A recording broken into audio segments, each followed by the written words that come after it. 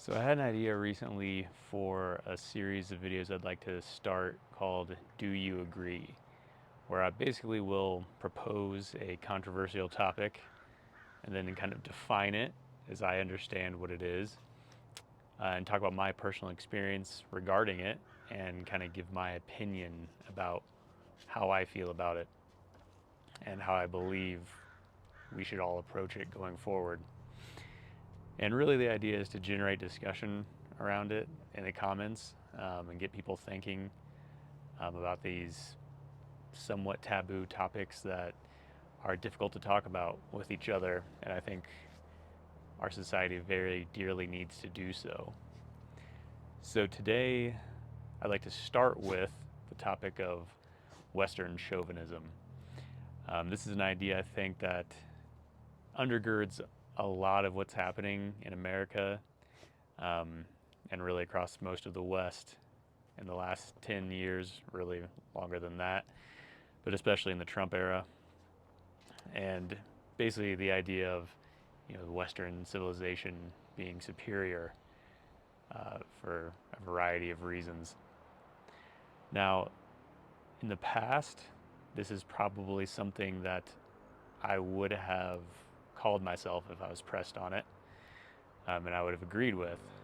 But over the last several years, I've really gone through kind of a change of heart on this topic, especially recently. And so I kind of wanted to share my perspective and thoughts on it and hope to drive some discussion and some thoughts from you all, so you can kind of investigate this idea within yourself and see where you fall on it. So as I said, the definition of Western chauvinism is pretty simple, really. It's just the idea that Western civilization is superior, um, and then a lot of things flow downstream from that, right? Of American exceptionalism, that's kind of a subcategory of Western chauvinism, I would say, and justifying America's hegemony in the world, um, and our place as the world's sole superpower, which is just objectively coming to an end. So once you kind of define what Western chauvinism is, the next logical question is, okay, how do you define Western civilization, right? For me, I think the simplest way to think about it is really kind of three keys. So really, it's society that's based on Judeo-Christian values, um, that come from, in terms of like kind of the fundamental moral and religious and spiritual underpinning, and then the civilizations that were at the beginning of it would be like Greece, ancient Rome, Roman Empire, and what those developed into as Judaism and Christianity, gained a force in those and spread them across Europe and the Middle East and the world. And then also probably the third thing would be like European Enlightenment values of science, rationalism, democracy, liberalism, things like that.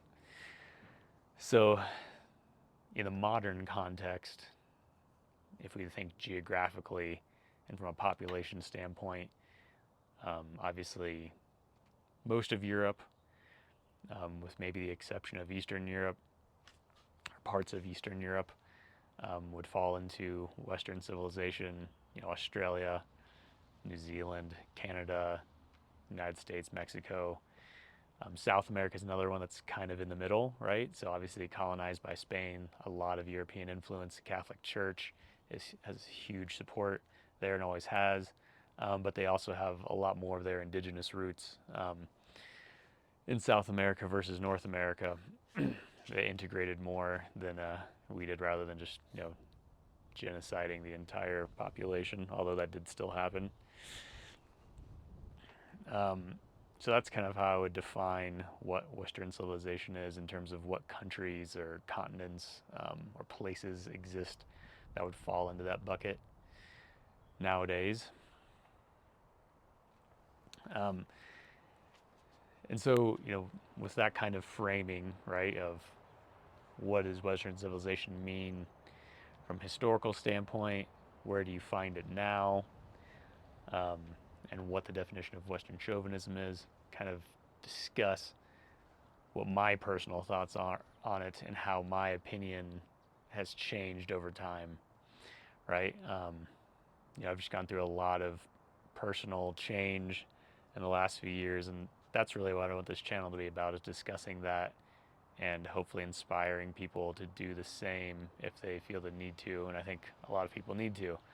A lot of people, straight white American men like myself from conservative background, we need change, and it's just really that simple. So my personal story, really, I was born in rural Indiana, just outside of Indianapolis, small farming town that, over the years has kind of had the suburbs spread out into it. But when I was growing up, it was pretty small and white, rural, really no diversity to speak of other than a few people at my school and in my community. Grew up in a very conservative, traditional Midwestern paradigm. Obviously, being in that area and just with my career, I've been in agriculture and in farming, which is another industry that's very conservative. Just looking at most of the people that participate in that line of work. And so that's the world that I grew up in and was raised. And, I did have a good childhood. I did. And I had a great family. And so I didn't feel the need. I mean, every teenager obviously goes through somewhat of a phase of, wanting to push against their way they were raised with their parents. But I didn't have a ton of that, just because I actually genuinely had a great relationship and still do with my parents and my family. And so I saw no need to change my worldview because of that, right? And I think that's the situation with maybe a lot of people. Um, so that's how things kind of started for me from a religious aspect. I was raised Methodist, but my parents weren't super strict about religion. We had years where we went to church more than others. So it wasn't like something forced upon me, which I'm thankful for. But it was definitely present, and everyone in my community and my family and where I grew up would have for sure considered themselves, for the most part, conservative, traditional followers of Christ, right? And Christians. So that's kind of the world that I came into. And I didn't expect that to change, that trajectory, right? As I grew up and got into my career and started to build my own life, as I become an adult, I figured I would stay on that same path. But a lot of that started to change really probably around like 2017, 2018. So my late 20s, or right when I was about to turn 30. And kind of the catalyst for that was a combination of different things. So I met my wife, my wife now, who's my girlfriend at the time, obviously, in Chicago. When I was visiting one of my friends up there. It was my first time actually in Chicago, even though I grew up in Indiana. I never spent much time there.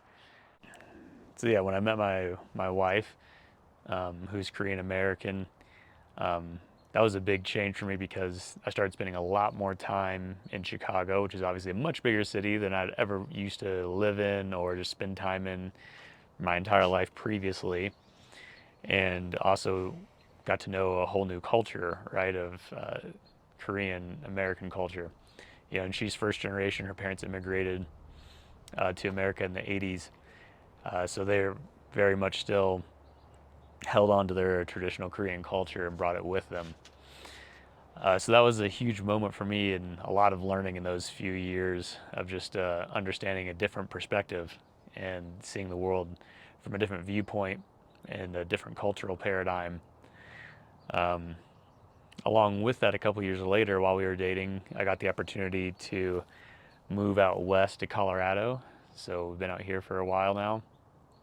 And that was another huge perspective shift, just moving from the Midwest, 1,000 miles out to Colorado, into the mountains. and things have much more of a kind of Western U.S. West Coast cultural vibe out here, right in the mountains. Um, More open-minded, more progressive. Uh, you know, just a different way of viewing the world out here as well. And when I moved out here, I had been working in traditional row crop agriculture in the Midwest for my whole career, but the job that took me out here was for a cannabis company. So, right, like the combination of uh, spending a lot of time in Chicago, dating a Korean American, moving out west to Colorado to grow weed and do those kinds of things, and then getting in for the first time in my life into psychedelics and things like that, which I highly recommend not doing until you are older. I'm thankful I waited until I was like 25, 26 before I ever tried any of those things for the first time. But I do recommend doing them because, again, it's just a way to open your mind to different pathways of thinking. And so it's kind of through all that. And then with, I guess, sorry, the last piece on top of that was over those years, I finally did my first round of international travel, which, again, growing up, you know, we weren't wealthy or anything. I mean, we were middle class, and every vacation we did as a family was basically going up to Minnesota and renting a cabin on a lake and going fishing for a week, which was great. I still love doing that, but I never really gotten exposed to other countries or traveling internationally as a kid. So as an adult, during that kind of same 5-year period in my late 20s, early 30s, when all this other stuff was happening, I started to go outside and travel for the first time. So I went to Europe, I've been to the UK, to France, Belgium, the Netherlands, and then also to Asia, to Japan, Korea, Thailand. And all those experiences really helped change my viewpoint in terms of how I see the world and how I saw America and Western civilization and its stance within it, right? And I've gone through a period of questioning and looking more at the history and just from beyond what you're taught, in public school. So yeah, as I begin to go through those experiences, I started doing my own research, so to speak, right? Obviously trying to look at both sides more. I'd always been more on the conservative side, but I intentionally on YouTube. YouTube's the only platform I've ever really used. I've never really had any other form of social media, and I've never been a creator until just beginning of this year. Um, I've never posted really much on social media at all or anything. Just always been a viewer of YouTube, and so I started following, people on both sides of the political spectrum very intentionally. Did that on purpose because I wanted to get an honest viewpoint from both sides. And so it was really the combination of all those experiences over that period of my life that really forced me to look at that question where I think a lot of people like me growing up in the way I did, just the default culture is to believe that America is the greatest country in the world and we all consider ourselves patriots and lovers of our country. And there's not even a need to question it, right? That's just the standard cultural default that most people in rural areas of America, especially in the Midwest or the South, especially in a white Christian community, believe. And it's something that really you believe in such an ingrained level you don't even think to question it, right? And so it wasn't until I started having these other experiences and traveling to other places that I started to analyze that within myself. And a lot of it started with personal reflection, right? And like doubting my own confidence about certain things with myself and then projecting that outward, right? Which is healthy in some ways, obviously. Um, Confidence is one of those things you have to balance in life, like all things. Too little and too much of it are both bad. And same thing with your patriotism and nationalism. So you got to look at things through the lens of reality, which necessarily requires you to take on different perspectives, because at the end of the day, there's 8 billion humans on this planet, and only like 350 million of them are Americans, and probably less than half of them are even members of Western civilization. So it's necessary to take on other perspectives to understand the full holistic experience of humanity as best you can as an individual. So as I started going down that road, that's where I started to really question that thought that I used to have, where I used to for sure say that no doubt America is the greatest country in the world, Western civilization is the best. I would have called myself a Western chauvinist at one time, and now I would not anymore, right? Since I've had those experiences. So that's why I would no longer call myself a Western chauvinist and why I no longer believe in American exceptionalism, right? I want to be very clear too. This is not some white liberal, guilt, uh, anti-white, self-hating diatribe I'm trying to go on, right? I don't think that is effective or healthy in any way whatsoever either. I'm by no means anti-American or anti-West or anti-democracy, but the simple fact is that because of the experiences that I had during that part of my life, from moving to a new place, to traveling across the world, to marrying someone of a different race and cultural background, and to trying psychedelics and opening my mind that way. Because of those experiences, I just no longer believe that my gender, race, ethnicity, nationality, religion, um, or any other identity marker that I possess holds a monopoly on what is true and good in the world, right? And that's fundamentally what Western chauvinism means, is that you do believe that you do believe it is superior in all aspects. And same with American exceptionalism as a subset of that belief. I've just met too many good humans from diverse backgrounds to believe that anymore. And it's not that I want the United States or the West to become fully like China or like theocracy like in the Middle East. It's that I realize that nothing is perfect, and that there are valuable aspects that we should seek to learn from across all cultures and across all paradigms of existence and perspectives and worldviews. So, some specific examples, right? Like when I went to Asia, I mean, one thing that struck me going around places like Bangkok and Seoul and Tokyo, these are massive cities. All three of those are bigger in population than New York City. And there was zero homelessness. That was something that really struck me. Another thing was just the way that people interact with each other. I mean, there was like never people that would honk in traffic. And these are, once again, massive, bustling metropolitan areas, right?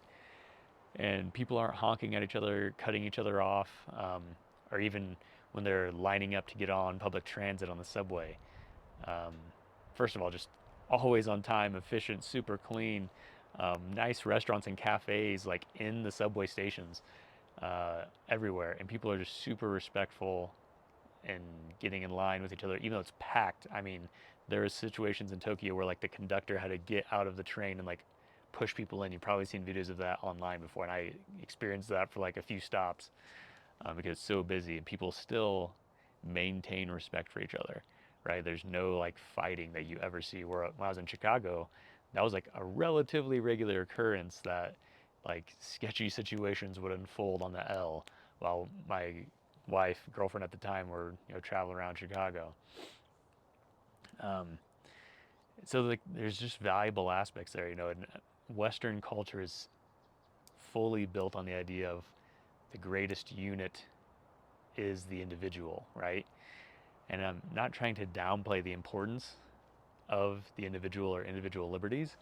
All I'm trying to say is that the collective good of everyone else is at least equally important, as individual freedom and liberty, right? And we have to find a way to balance those two things, or else you end up with the situation we find ourselves in with massive wealth inequality that's never been seen before. And people write that off like it's just a consequence of how capitalism works and how much value those people have brought to the world. And just the more that you parse the reality of that, the more that narrative falls apart, right? Um, because at the end of the day, that much wealth equals political power, it equals control, and that's how we form oligarchy, which is where we find ourselves now. And so this isn't to say that Eastern civilization or Islamic civilization have everything figured out, but my proposal is basically let's be a little more open-minded that others may have certain aspects of the human experience more figured out than we do, while we also do have valuable things to offer. So that's my ultimate question, I guess, is do you agree?